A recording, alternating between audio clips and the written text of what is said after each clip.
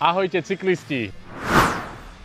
Dnes sme v Novohrade a radi by sme vám predstavili jednu z mnohých cyklotrás, ktoré sa tu nachádzajú. Čakám tu na Andreja na železničnej stanici. Povedal mi, že si mám zobrať cestný bicykel, tak uvidíme, kde je. Čaute! Vítajte v Novohrade. Ahoj Andrej, dobré ránko. Prinesol som niečo zdravé, chutné.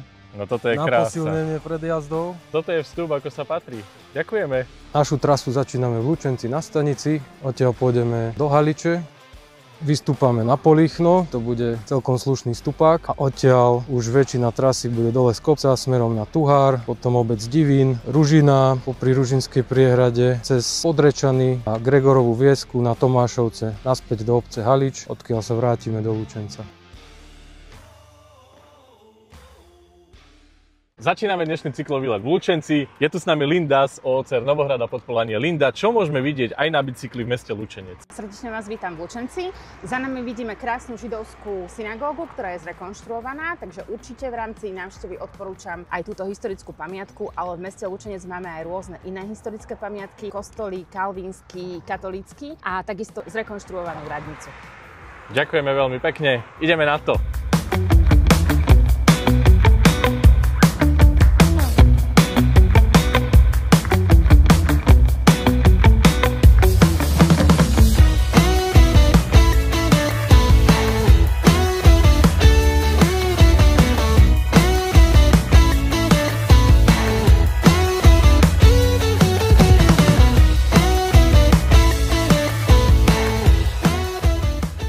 Z Lučenca sme sa presunuli po veľmi peknej cyklotrase do obce Halič.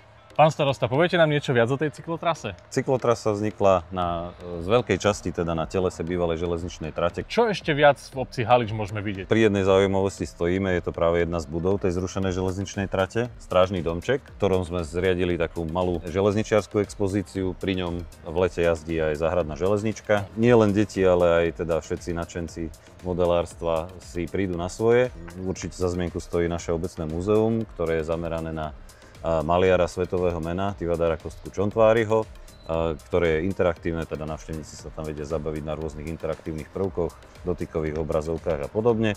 A samozrejme aj občerstviť, keďže jeho súčasťou je kaviareň. Tak keď sme už prichádzali do obce, niečo sa nám tam v pozadí črtalo. Čo to je? To je tá hlavná dominanta, za ktorou do Haliče prichádza asi najviac návštevníkov, a to náš Halický zámok. Ďakujeme veľmi pekne. Pokračujeme ďalej.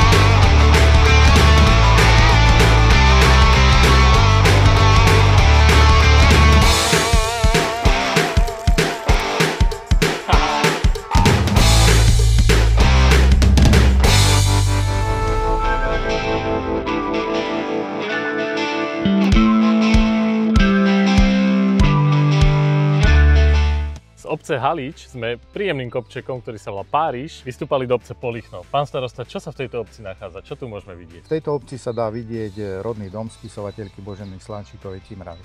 Dom je národná kultúrna pamiatka. Momentálne sa nachádzame v záhrade.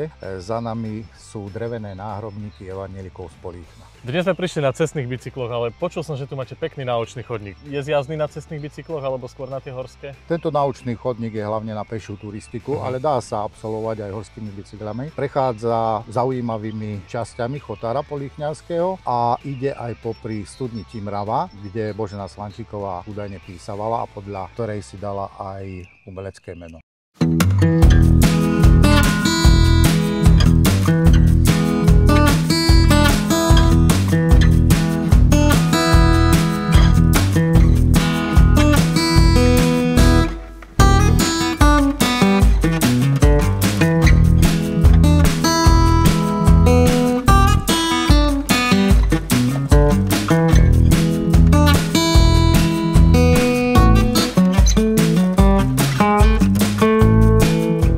Naša cyklotúra pokračuje a prišli sme do dedinky Divín. Nad ňou sa vypína malebný hrad, Aktuálne sa nachádzame v kaštieli. Poviete nám prosím viac, kde sme teraz? Áno, nachádzame sa v Zičio kašteli v Divíne.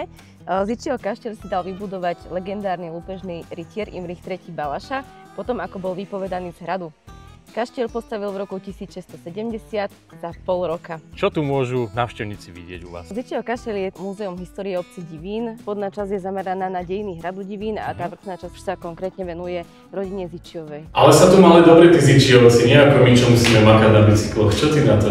Aspoň na chvíľu si môžeme dopriať takýto relax na takomto diváne v Divíne. Je to tu krásne.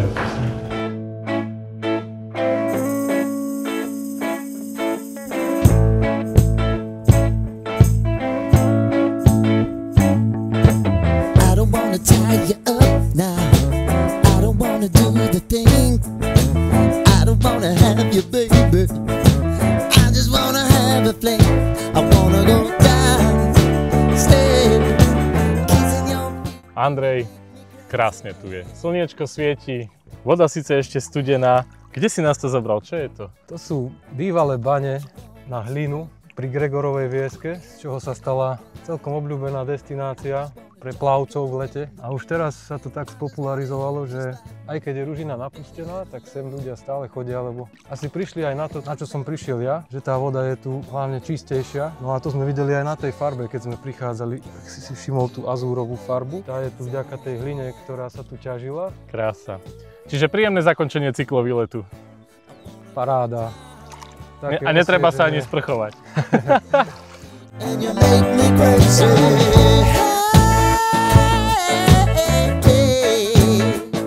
Andrej, jednou z činností, ktorými sa zaoberáš, je aj značenie cykloturistických trás.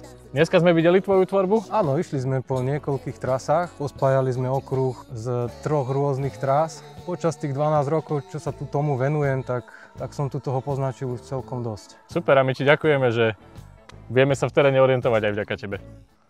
Som veľmi rád, že ste prišli a teším sa aj na budúce.